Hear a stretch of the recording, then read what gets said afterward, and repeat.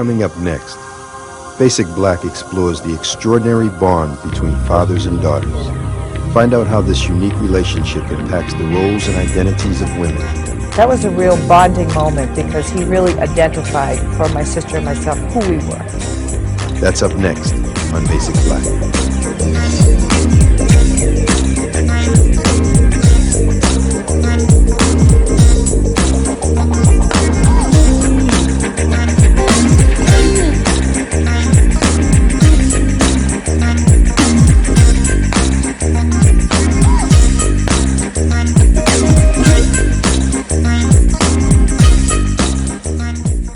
Good evening, everyone. I'm Darren Duarte.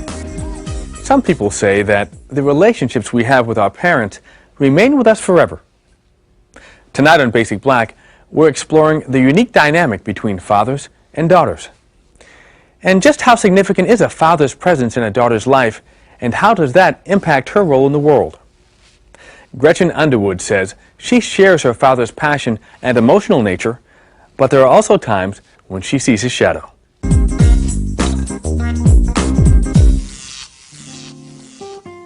Well, my father was very, very clear. He said two things as my sister and I came into adulthood.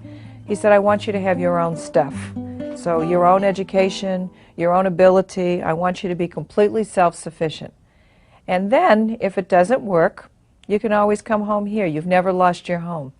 So he set us out on the world with our careers and our educations and our talents that he persuaded us to develop. And then he did that little naughty thing, which is you can always come home. So my sister and I got into relationships with men, and we took no prisoners. It was, I can do whatever I want to do. I'm smart. I can hang with the boys. And if it doesn't work out, I can go home. So that's kind of the good news, bad news, good news thing. But it made us very independent. My dad was a judge, was a practicing judge. So up there on the bench, you have to maintain this posture of being in control and being very serious and having your every word count for something. And he tries to pull that into the house. And we grew up believing it for a little bit and then seeing very, very soon that it wasn't true at all and that we could get through that very, very quickly. Dean's office. So I'm a high school administrator, so I have to put on that same persona at times. Lucas, where are you? Why? Why are you so late? When I start acting like that, and I know when that is, and I know it's an act, then I know that I'm sitting in my father's soul. A father is critical in terms of self-esteem because he can determine the various components of self-esteem. When fathers interact with their daughters, self-esteem he can define in terms of her good qualities, personal qualities, her cognitive skills, how smart she is, how compassionate she is, how loving she is. There's just so many different parts that fathers can affirm with their daughters. My father belongs to a fraternity, and they had a father-son baseball game. And all the fathers brought their sons, and my father brought his two daughters. And the other guys were kind of like, didn't you understand? This was a father-son. And he said, I brought something better. I brought my girls. And they were kind of like, well, do you wonder why you're the only girls here? But it was like that because that's the way my father treated us. So when I think of that snapshot, it's the snapshot that he empowered us and he let us know that we were as equal to and we were as important as, that most fathers feel that way with their sons. That's the way he felt about his daughters. Now, we were in our early teens at that time, but when I look back on that, that was a real bonding moment because he really identified for my sister and myself who we were. So fathers can affirm daughters taking on power and can delight in it, and that in itself can reinforce them feeling comfortable with it, that they can be a female and have power, that fathers can say the two of them are not at odds with each other. Well, I'll give you a quote that he said that told me how I needed to feel about myself. When somebody was treating me rather poorly, he said, they're treating my diamond like glass. And I thought, wow, that kind of tells it. You think I'm a diamond, Dad? I mean, I got a little dust on me right now. That's what you think? And that metaphor you know, they're treating my diamond like glass was very, very, it crystallized really what he felt, what I should feel about myself, what he felt about me, and the difference between diamond and glass was so great, it was very clear for me to understand that, yeah, treating his diamond like glass was something, that was another gift. What do you got there? I know of, well, very few of my friends who've had the fortune to have a mother and a father who are supportive. They're just such a wonderful balance, the two of them. I mean, I don't think my father could have been this way without my mother. I really think that she added and will continue to add to the way that he raised my sister and myself. But in terms of the dad and his daughter and dad and mother, or dad and the maternal figure, that she's watching him. And she's watching to see how he behaves there and what's real in that relationship, in that intimate relationship. What can she really expect for herself in that kind of relationship? And is he fair? Are they a team? Does he listen? Does he care, really? Does he follow through when he makes commitments? And can I expect that out of men? And should I expect it out of a man? Those are all things that the girls, and can I trust him? And is he loyal? Oh, my father told me that men were really not to be trusted. And it's interesting because he never, ever in his relationship with my mother gave either my sister or I reason to think that he wasn't trustworthy.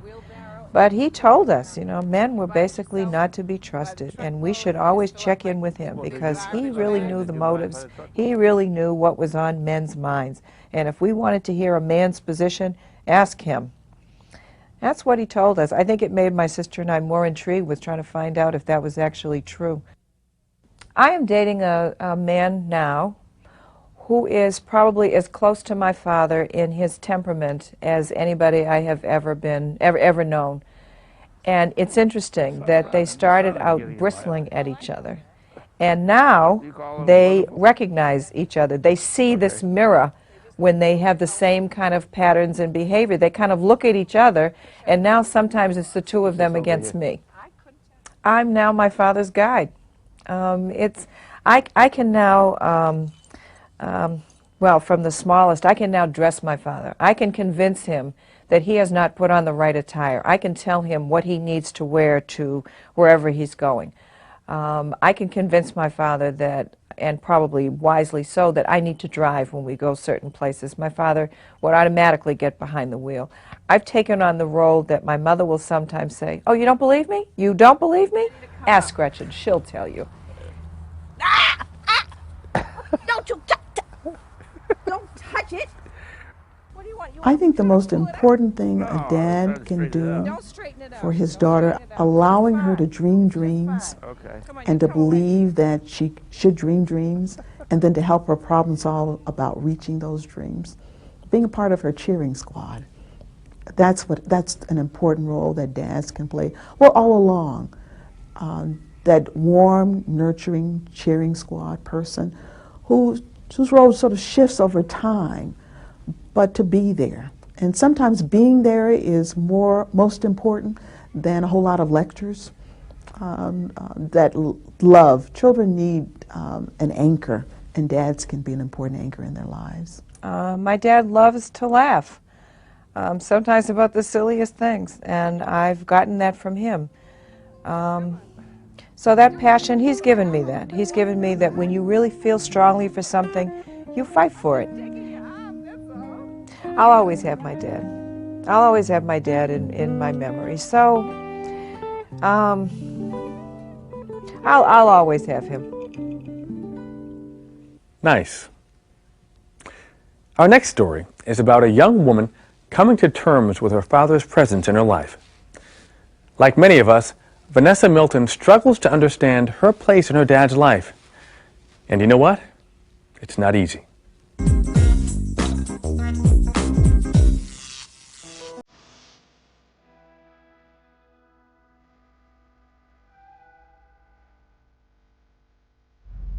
I guess I was like Daddy's little girl. I remember him spoiling me You know, I was his little trophy. He would show me off to his friends. When my brother came along, and not to say that my relationship changed with him because of my brother, but since, you know, this was his first son, you know, a relationship between a father and a son is different than a father and a daughter. So when my brother came along, he became more distant from me because a lot of his concentration was on my brother. You know, throwing the ball around the yard, that kind of thing. So I remember fighting for his attention through becoming a tomboy, really. I remember him working all the time. And I commend him for that, for working as hard as he did to support us. For dads who are employed, many men still believe that bringing home the money is really their role, not interacting with the children. But fathers are important from the time they arrive, that children need dads. They need both figures along the way. But I think for many of them, they work long hours and they think that's a contribution. And basically, they render their wives single parents. If you're gone from 7 to 7 or 7 to 9, basically your children are being raised in a single parent household. I think maybe of the stress of what work was dealing out to him and what his life was dealing out to him, he started to abuse alcohol. Whereas I used to look forward to him coming home from work. When his drinking started, I dreaded him coming home from work. I didn't want him to come home from work anymore. When I was young, I remember him coming home late at night, and sometimes he would wake me up just to kiss me goodnight and say, "I love you." But as soon as the drinking started, that stopped. And I think whenever the family would fight, and I mean literally fight, you know, it wouldn't be just a screaming match. It would be, you know, chairs would be thrown, fists would be thrown. In any of those incidents, I can remember thinking in the back of my mind, I want my daddy back. I want the daddy that I had before back. My relationships with men, I think in them I did always try and get that attention that I was missing from my father. I always knew that I deserved to be adored. And maybe it was because I was taught that when I was very young. The large part of it for, say, adolescent girls and young adult girls is this business of a model, and particularly for a healthy father, about a model and setting a standard for their relationships with men. We grew up in Plymouth for most of my life, which is a predominantly white city. So I didn't have a lot of black friends. I didn't have any black friends, as a matter of fact. I had maybe 1 or 2 scattered black friends. So of course, I would date white men. And that bothered my father. I could say for sure that until a few years ago, I was terrified of black men. I would not date them. I would not talk to them for any length of time.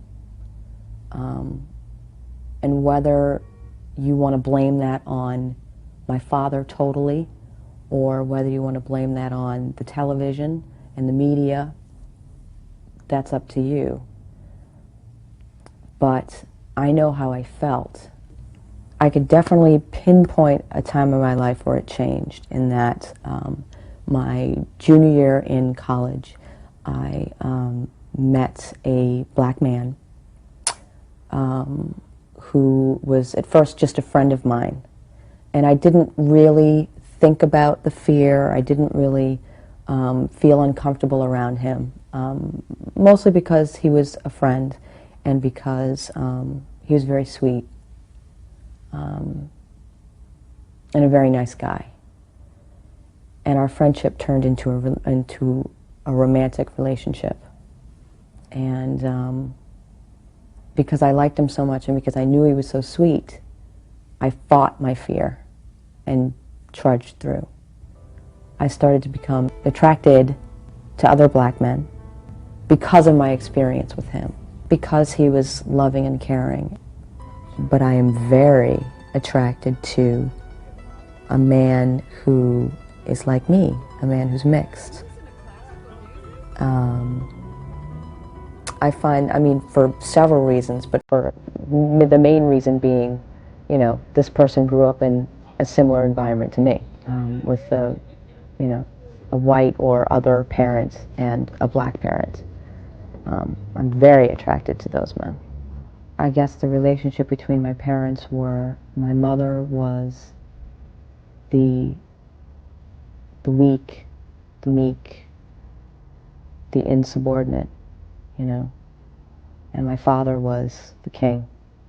In some relationships, fathers are very powerful in the home, to the point that mothers are diminished.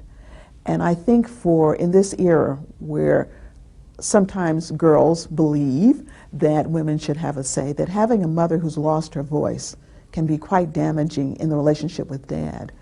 And there can be some unspoken anger toward dad for silencing mother and feeling like this woman probably has something to offer and dad won't allow it, so that dad encouraging daughter, some of that can be diminished by how he treats mother. And a lot of my relationships ended up being detrimental to me because I was giving and not getting anything back. And I think I might have gotten that from my mother. I love him very much. Mostly because he, through rough or easy passages, made me who I am today. I miss the fact that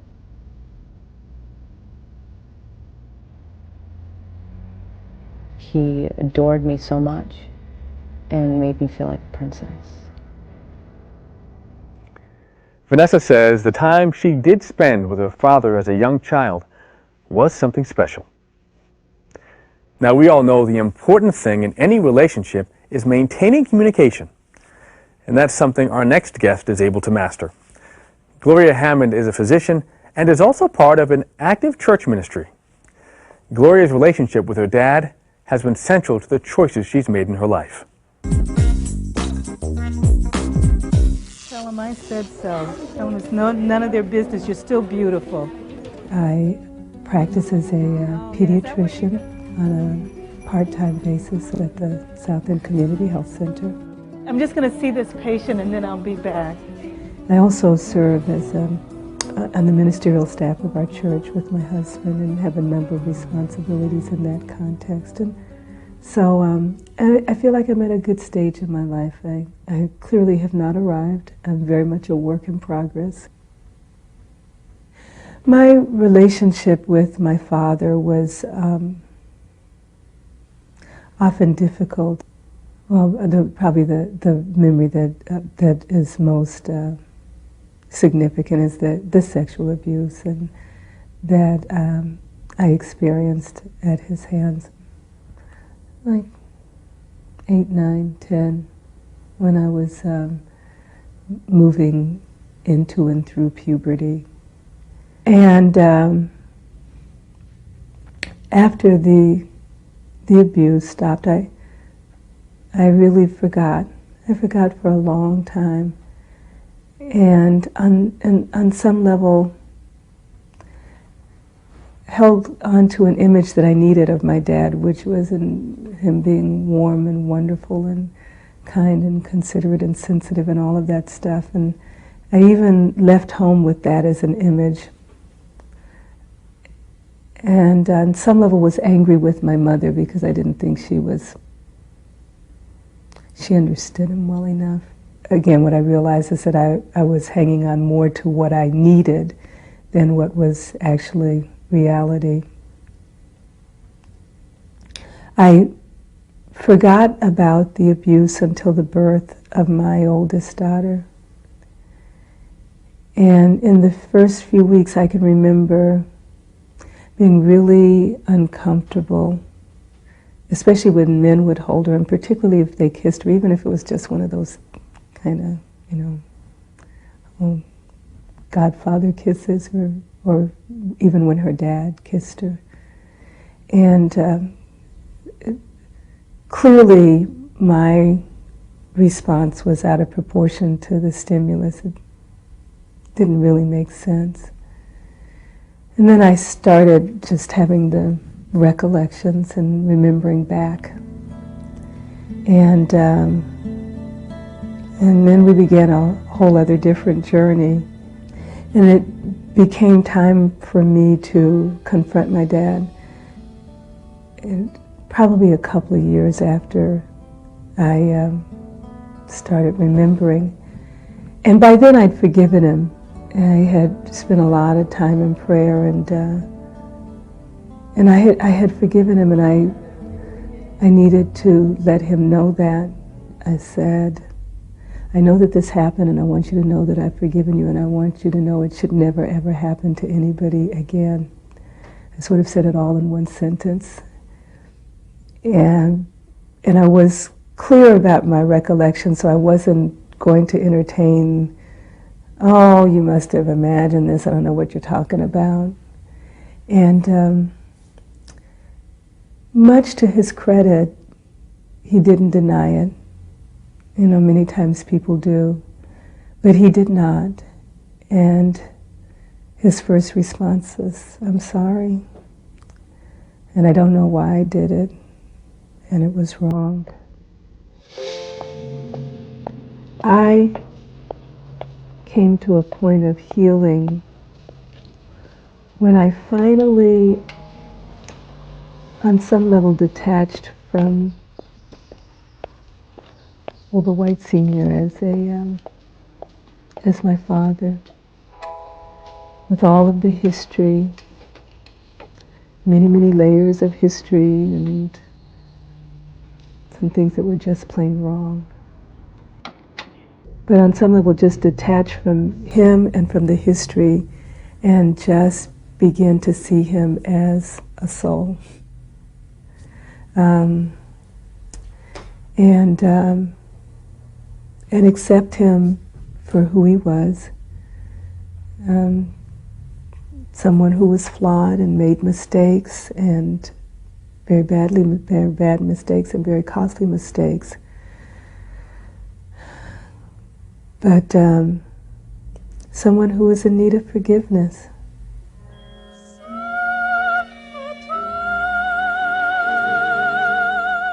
I can remember some special times. One time he took me to see Porgy and Bess, and it was a Saturday afternoon, and again he took me and a sister. And I loved that musical. And I remember we got the record, it was one of those old 78s, and I memorized all the words to all of the songs. And I still love it, and when my daughters were old enough to appreciate musicals, Porgy and Bess. There were things in my relationship with my dad that clearly had an impact on my relationship with my husband. Some things that created struggles for us. I went back again to this little girl. And one time he said to me something that was clearly a throwaway. I mean, people say these kinds of things, and it's just something people say, but he said, "You are very smart, but you don't have common sense." The problem with that was that I was smart, that was the way I had learned to be accepted as the only black girl in the all-white classroom. So when Ray suggested, again, even remotely, that maybe there was another way to approach this, I lashed out at him, and when in reality I was lashing out at my dad. And so that was a real breakthrough for us.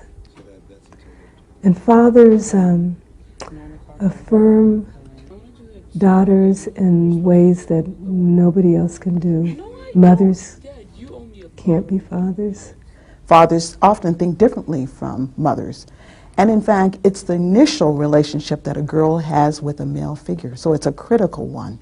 My youngest daughter, for her 4th birthday, my husband took her to Disney World, and they spent that time together, just the two of them. And it's their own private memory. And what if my father had taken me? Well, we did things, right? We did do some things, right? But those are very special memories.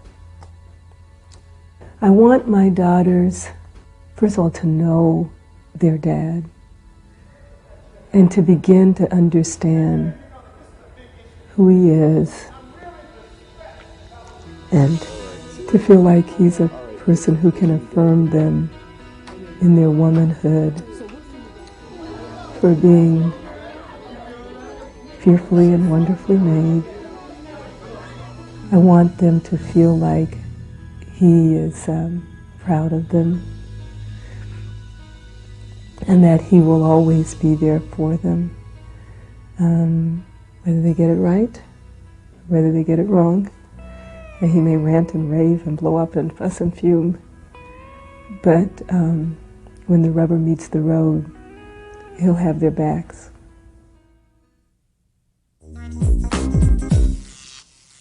I'm a father with a wonderful daughter.